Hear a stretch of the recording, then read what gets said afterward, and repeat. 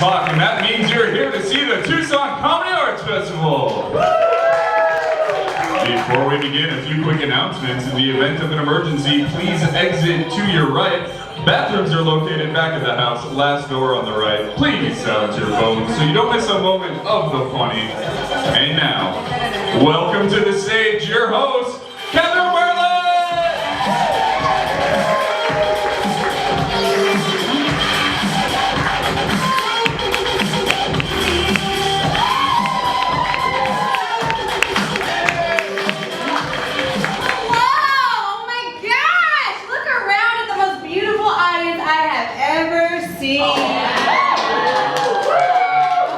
Welcome to TCAF! This is the third year of the Tucson Comedy Arts Festival. Woo! Oh yeah! Yeah! Yes. And we have, all weekend long, we have stand-up, we have storytelling, we've got improv, we've got big names coming in to do workshops, we got it all. But tonight, at this show, you're going to have three very special acts. Ones that have never been seen before because improv is made up on the spot. Wow, right? Wow. Is it safe? It's safe to be here. I swear to God. It's going to be great. We have, to start us off, we have Catfish Baruni.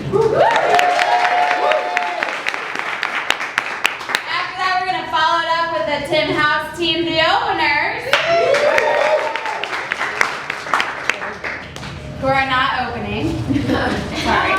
And then we're going to close it out with the long-form, long-standing all-women's group, the Riveters.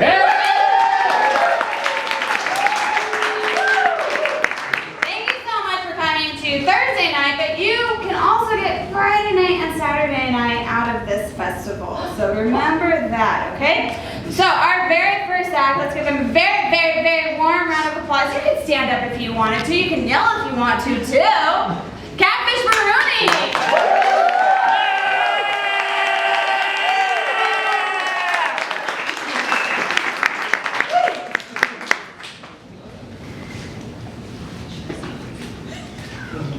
Guys, let's hope this works. Yeah. Is there any way we can get a tiny amount of light because I need to read?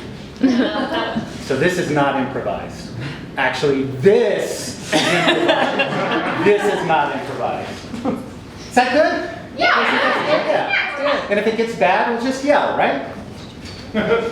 Yeah! So the first rule of improv is yes and. So you have to go along with whatever I say.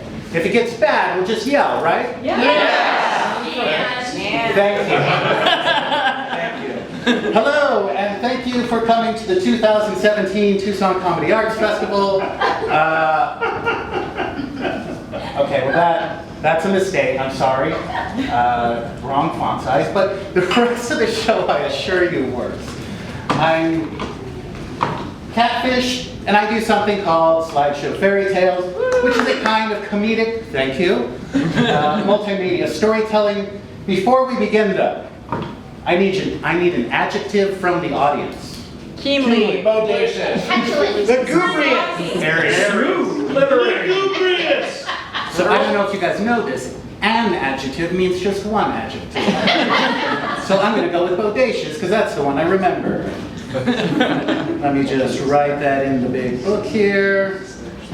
Bodacious and bodacious. All right. Thank you. Now, the reason I do Slideshow Fairytales is twofold. One, I'm not talented enough for stand-up comedy. And two, I'm not bodacious enough for improv. Now, tonight I have an inspiring tale for you in the rise and fall of the Eggman. But before we...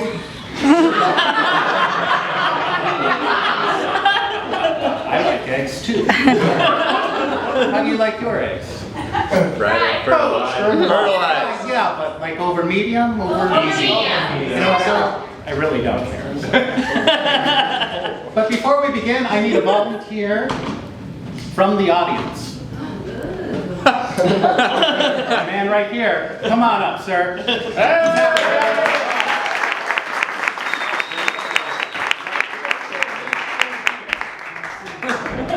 You're going to sit here, and then I'm going to saw you in half.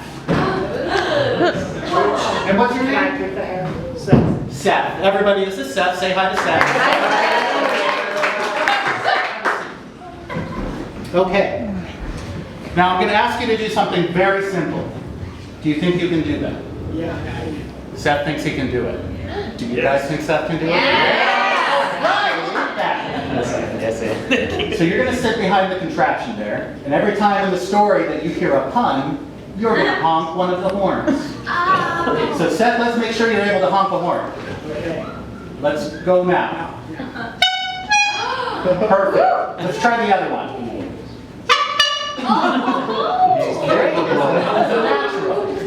Okay.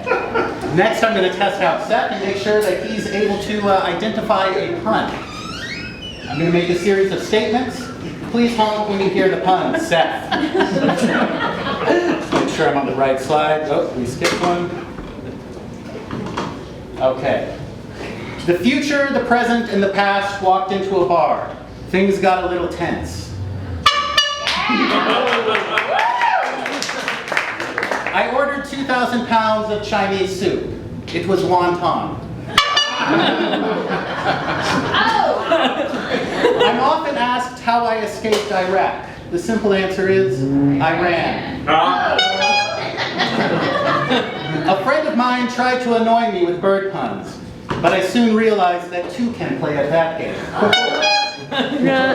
Why did the chicken cross the road? Well, of course, as I'm sure you're aware, Sheila was no ordinary chicken. She had been recruited by the FBI right out of college. It wasn't long before she entered the world of undercover work.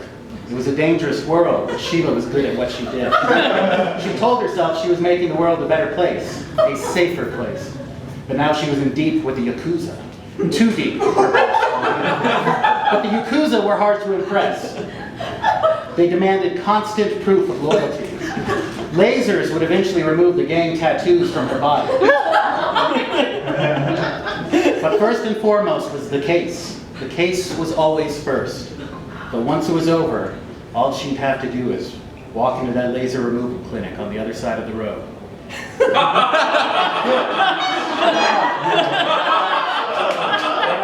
don't think that was that fun, guys. She looked at me. Come on. I looked at you to say thank you for not honking. All right, we're going to get to our story now. Oh, the other side. Ha ha ha. The Rise and Fall of the Eggman by Catfish Baruni. Once upon a slide. Thank you. Humpty Dumpty sat on a wall. The cocaine had made him extremely dizzy. It felt safer to sit down than to keep pacing the length of the brick wall.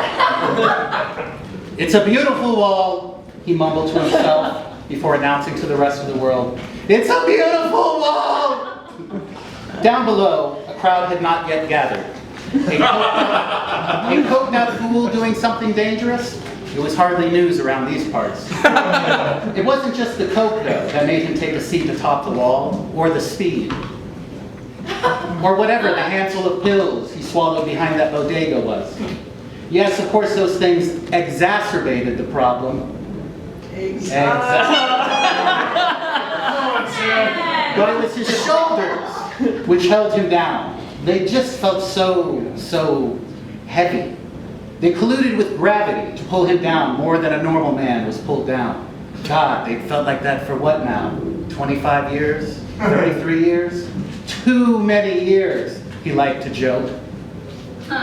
Too many years.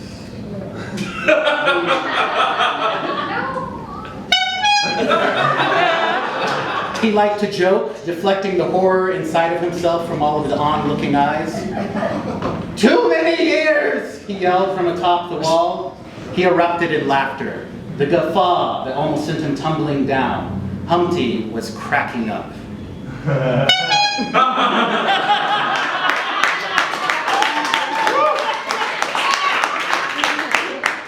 How much longer before that gets annoying?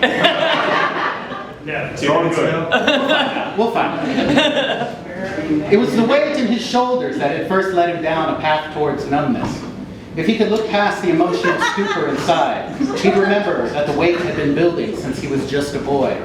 Even for a young egg, there was a lot of pressure in being the son of Royston Ichabod Dumpty. Yes, that Royston Ichabod Dumpty. The self-described, self-promoted, self-made man of means. The pressure of being the elder Dumpty's son, combined with that of being thrown into a new social class, well, it led to a lot of acting out on Humpty's part as he tried to adjust to this new life of his. He was frequently labeled a bad egg. I can tell it's starting to get old. It's not stopping though. So learn to love it. Royston Dumpty's money was not family money. It did not have the mildewy smell of wealth that had been passed down from one wrinkled, veiny hand to the subsequent, more entitled generation, to another, and to another, etc. You know it's a good story when it says, etc. His was new money, made off the backs of desperate bodies, and from the strength of desperate souls. It had its own stink to it, and it was a stink that kept Humpty from ever fitting in with his classmates. The sulfury odor was frequently called excruciating.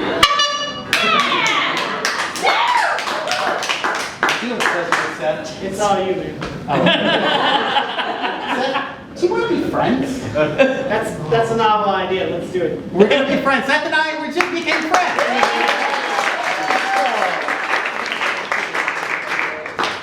So he said excruciating, all right. Have a nice trip, they would say, while assisting gravity and assisting Humpty to the ground. The other kids would laugh, even though it really wasn't that funny. But kids are fucking stupid, so what do you expect? Do we have any kids in here?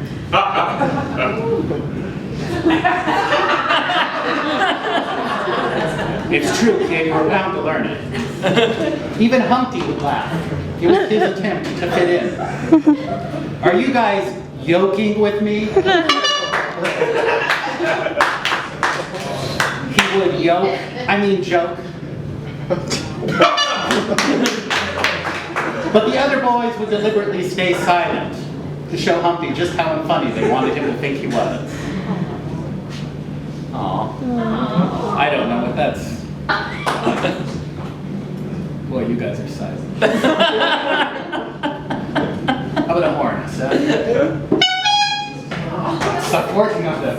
You've grown immune to it. That's fine. They called him names like quiche for brains and frittarded.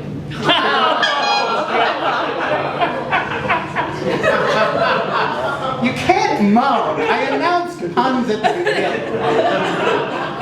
They'd also call him things like dick breath.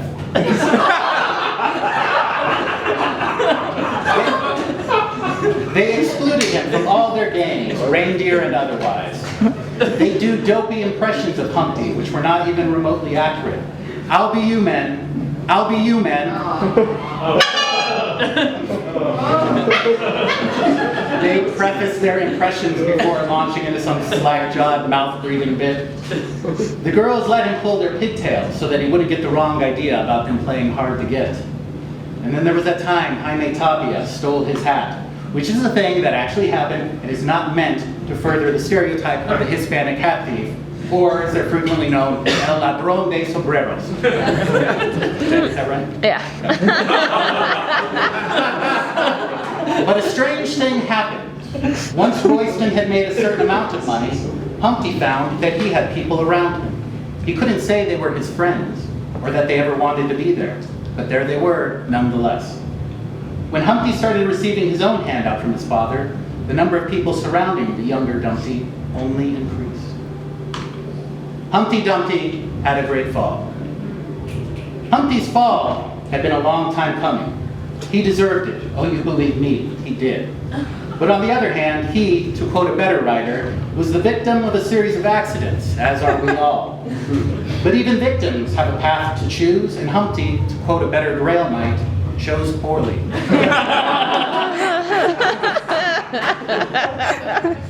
Humpty's exceptional rise that begat this fall. We'll see if you guys come back around. It's an easy enough one for you. Here's a tip for you readers. Find yourself some coattails and ride the hell out of them. And stay in the wakes of vicious sons of bitches, and you will go far. But you've got to learn when to get off that train. Otherwise, you'll go over the cliff finding that the sons of bitches got off 2 stops ago at 190th Street, leaving you with the steering yoke in your hand.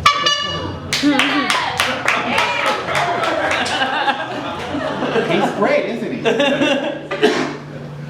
Humpty made money, or rather, Humpty's father and Humpty's father's money continued to make money.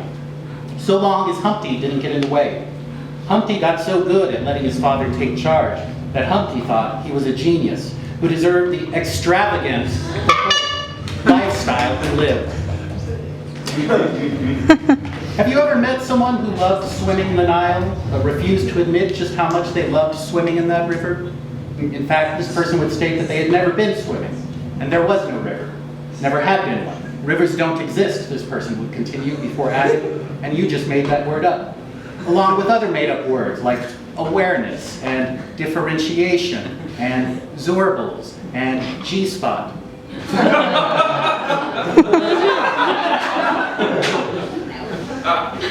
No one didn't go over well. Guys, it's real. Yeah! It was good. A round of applause for the Jesus.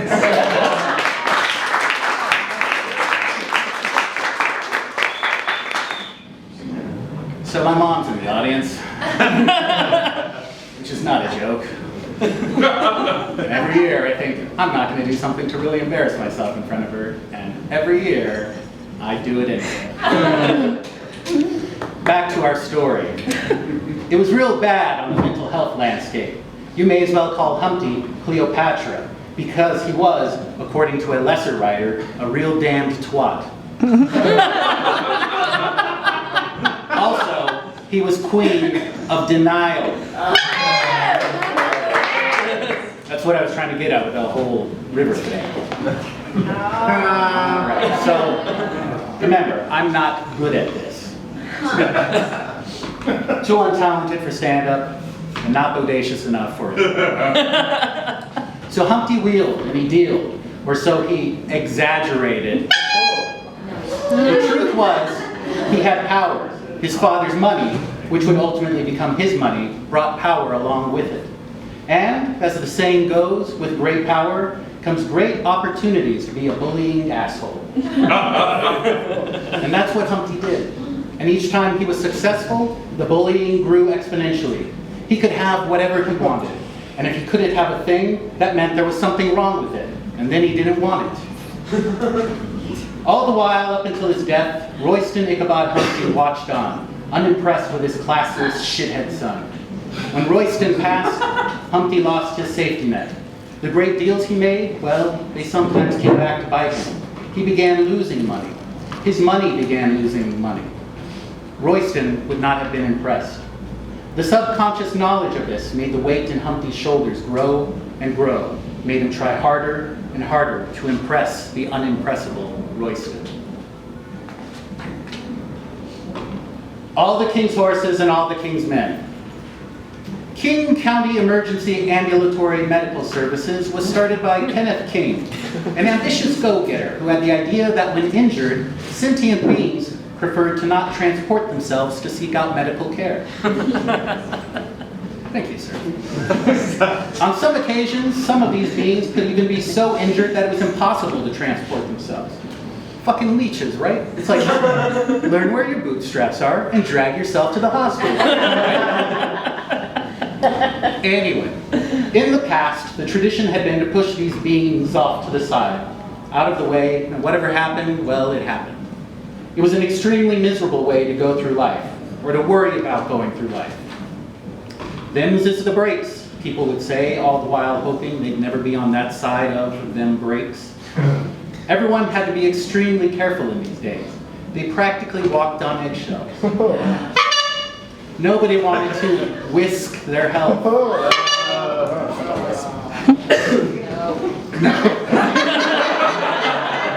And I'm joking. to not unhonk the horn.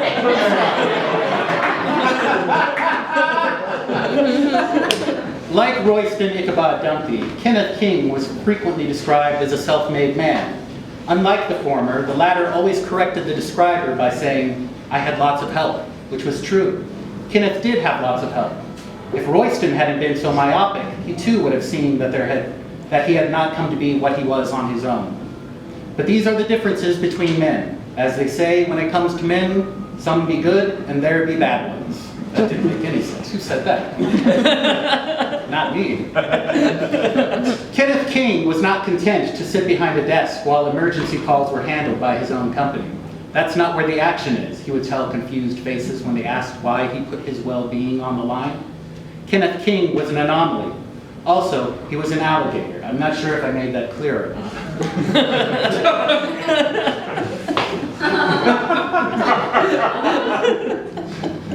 It's Hollanday's work.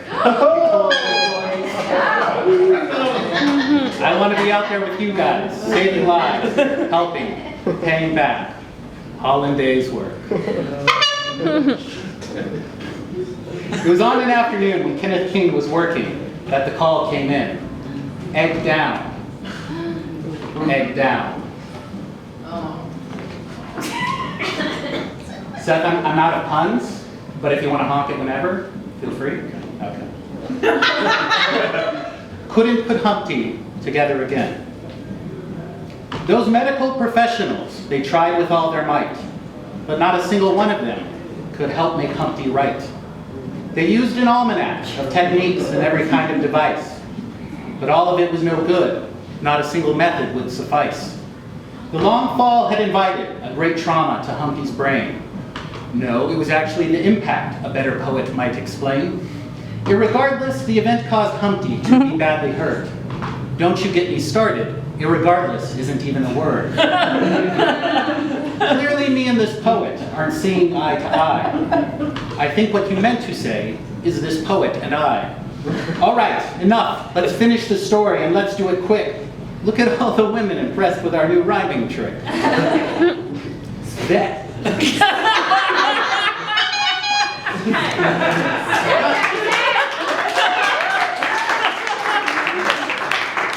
Let's also give it up for the woman who apparently spit.